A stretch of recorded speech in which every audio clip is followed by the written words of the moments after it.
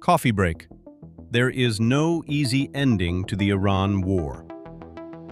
As I was sipping on coffee this morning, I read on CNN that the unofficial White House advisor, Israeli Prime Minister Benjamin Netanyahu, recently said Iran, despite the Department of War stating that $25 billion has been spent on the conflict, retains many of the capabilities it had at the start of the war. CNN also reported that Iran potentially possesses enough material to produce up to 200 nuclear weapons. It doesn't take a CPA to quickly come to the conclusion that the U.S. has wasted $25 billion, which is an unfathomable amount of money. Money that could have been spent elsewhere, like improving America's infrastructure or information technology education across the country to eliminate the need to hire foreigners for big IT companies. At the same time, fuel prices across the world have skyrocketed. American companies and everyday citizens are already feeling the pain. Americans are going to have to pay more for travel, shipping, food, and other necessities as energy prices continue to rise throughout the global economy. As a side note, please consider supporting serious journalism outlets like CNN, and more importantly, your local journalists. Journalism is no longer viewed as a sexy profession in the social media era, and the internet has diluted much of the profession's financial stability for journalists. The economic consequences of this conflict are already becoming visible. Spirit Airlines, which was already struggling financially after multiple bankruptcies, reportedly decided it had no choice but to shut down operations, due in part to the massive increase in jet fuel prices. The company may still have failed eventually, but there is a real possibility it could have survived longer and perhaps saved thousands of jobs had this war never started. The Iranian regime has long been viewed as a destabilizing force in the Middle East and the major adversary of the United States. After 9/11, President Bush famously labeled Iran part of the axis of evil, alongside Iraq and North Korea. Over the years, the Iranian government has often embraced its anti-American and anti-Israeli posture rather than attempting to distance itself from that reputation. In the early days after Israel killed Iran's former supreme leader, theocratic dictator Ali Khamenei, senior U.S. officials insisted the mission was not about regime change. Sekdef Hegseth publicly stated that the operation was not intended to overthrow the Iranian government. Yet, we did not overthrow the government. Despite overwhelming air power superiority, we have not overthrown the regime, and there have been no major uprisings inside Iran capable of collapsing it. The government still maintains control over the country. That claim looks increasingly disconnected from reality. Ali Khamenei's son, Mujtaba Khamenei, is now the supreme leader and has sidelined more moderate political figures and elected officials. Iran's President Pezeshkian, who effectively holds a bullshit position with little to no power and whom many viewed as more pragmatic and open to engagement with the West, appears to have absolutely no influence in the country's decision-making structure today. Reports describe Mojtaba Khamenei as even more hardline than his father.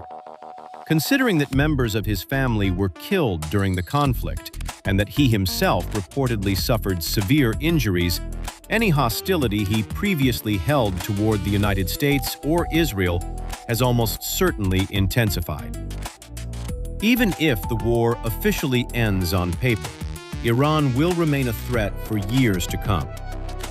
So, what did the war solve? Ironically, President Trump spent years criticizing the Iraq War and the foreign policy decisions of President Bush. During his 2016 campaign, Trump repeatedly described the invasion of Iraq as one of the worst decisions in American history. I personally would not say it was the worst, but it was stupid.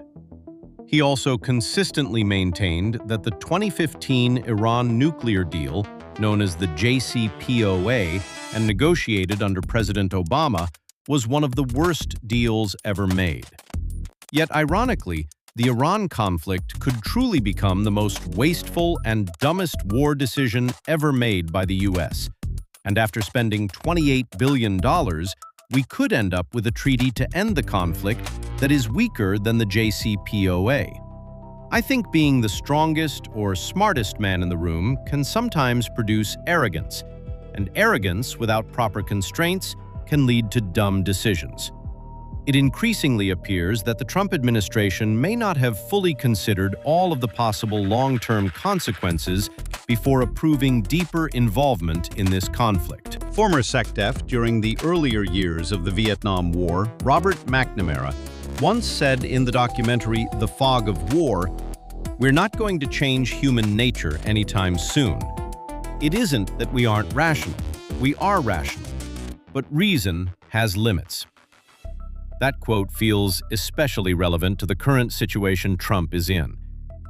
I do not know whether the Trump administration has enough rational voices around the president willing to challenge assumptions and fully think through the second and third order consequences of escalation. But from the outside looking in, the decision-making surrounding this conflict does not appear rational. The world will become a much darker place if Iran successfully develops nuclear weapons. As of today, compared to this time last year, that possibility no longer feels theoretical. It increasingly feels inevitable. Iran will develop nuclear weapons. They would be fools not to. That reality becomes even more dangerous when considering America's broader strategic priorities. The U.S. is already preparing for long-term competition with China, particularly amid ongoing tensions over Taiwan. Many defense analysts and military officials have warned for years that China could attempt military action against Taiwan sometime within the next decade. A prolonged conflict with Iran would drain military resources, political focus, weapons stockpiles, and economic strength away from the Indo-Pacific theater at the exact moment the United States believes China is becoming its primary geopolitical challenger.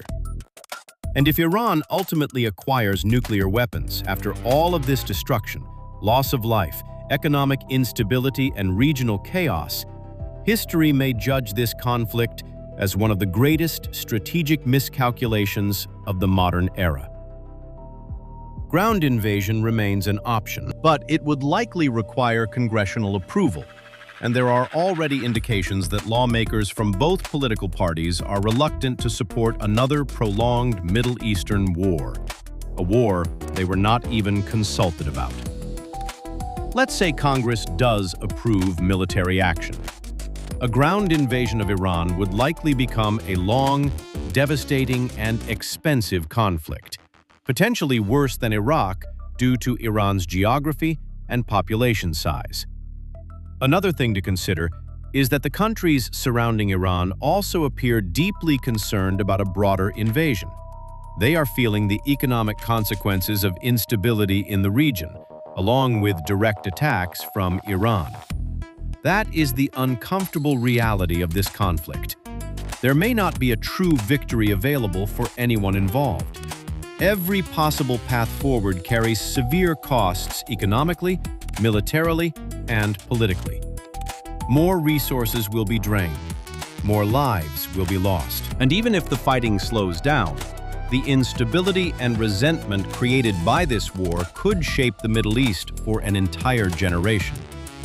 Trump must be sweating in the Oval Office. Whatever choice he makes will help define his presidency.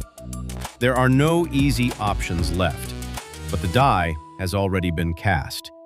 Either Trump orders a full invasion and lives with the consequences of what many may view as a dumb and costly decision, or he accepts the reality of a hostile Iran having nuclear weapons. I just hope he makes the most rational choice possible, even though right now, it feels like there isn't one left.